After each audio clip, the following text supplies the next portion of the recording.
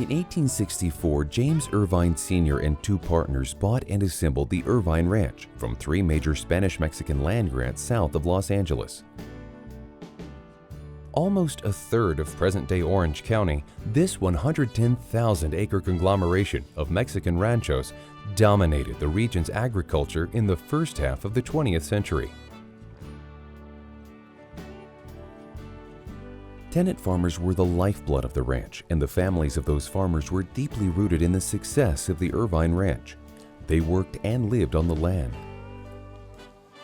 A day in the life of a tenant farmer spanned from 12 to 14 hours and included many tasks such as taking care of farm animals, plowing and irrigating fields, fumigating crops, and organizing the picking and transportation of cash crops like lima beans and oranges.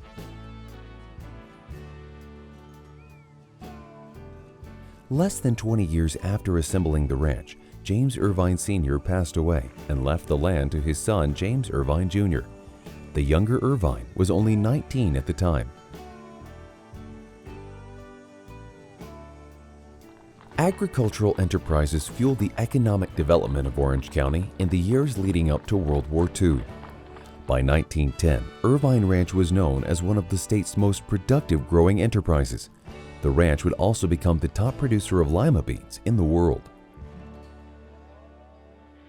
As word got out on the good life in early Orange County, immigrant groups including the Chinese, Japanese, and Mexicans started to fill the ranks of the workforce.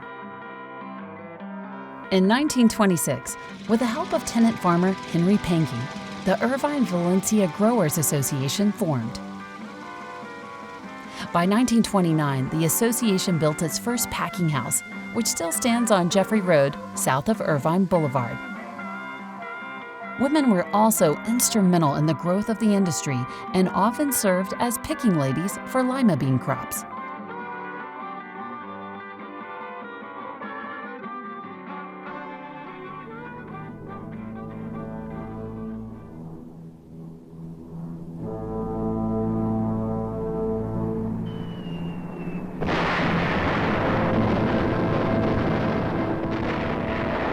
The morning of December 7, 1941, changed U.S. history forever, including the future of James Irvine's holdings.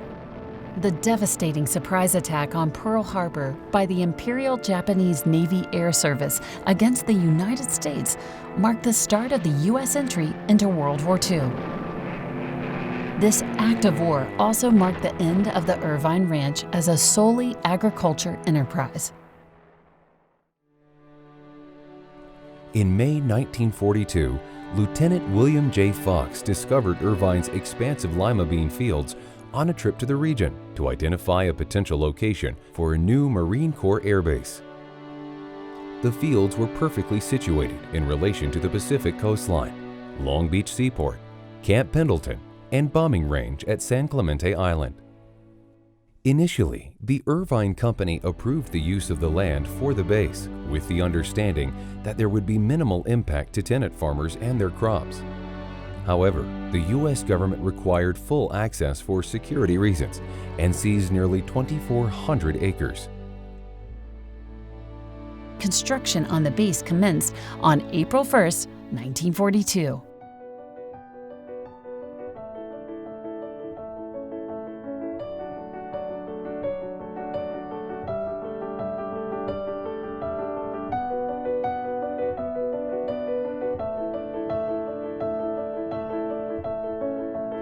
While the base primarily was occupied by men, in November 1943, 4 women reserve officers and 96 women reserve enlistees arrived at El Toro to perform tasks to release male Marines for combat duty. To mark the opening of the base, Walt Disney was asked to prepare an insignia for the new air station. Disney himself traveled to the base to present the design to Lieutenant Colonel William J. Fox, the officers and men of Marine Corps Air Station El Toro.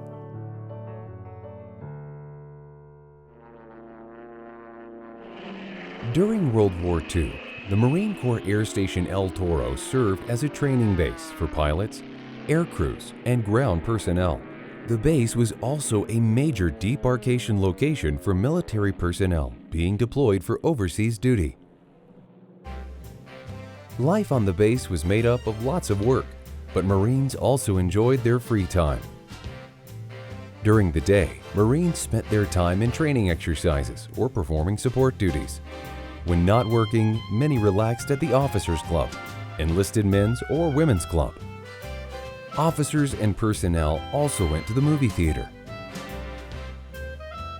went to Laguna Beach to enjoy the weather and scenery, and attended weekly dances held in the hangars on the base. After the war ended, the base was on the short list to be closed.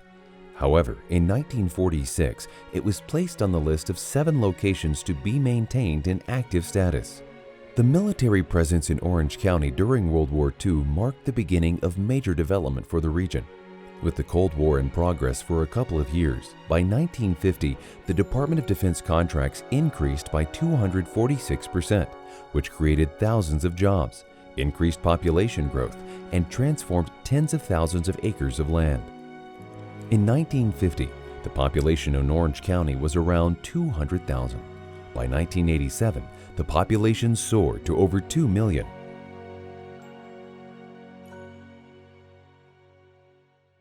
On July 2, 1991, Marine Corps Station El Toro officially closed.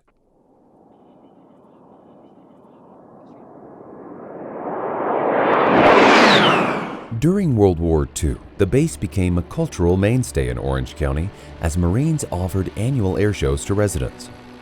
The first air show was hosted on May 20, 1947, in conjunction with the first National Armed Forces Day. Although the style of this inaugural air show was more like an open house for the public, more than 15,000 people flocked to the base to watch planes fly overhead and get a peek into life and operations on a major Marine base. These air shows became a special family tradition for millions of people during their run at the base. The air shows also increased in popularity as the population grew. The show took place annually until 1997 and featured the U.S. Navy Blue Angels as well as the United States Air Force Thunderbirds. The show also gave the public glances at aircraft that were new to the armed services, such as the B-2 stealth bomber. The final air show in 1997 drew an estimated 2 million visitors. As Orange County continued to be an economic powerhouse with massive population growth, developers and community leaders saw great potential in the former base to bring more history, art, culture, housing, and people together for decades to come. Initial proposals after the retirement of the Marine Corps Air Station included an international airport, housing, and the Great Park. In 2001, Orange County voters passed Measure W, authorizing the former air station's use as a central park, nature preserve, and multi-use development.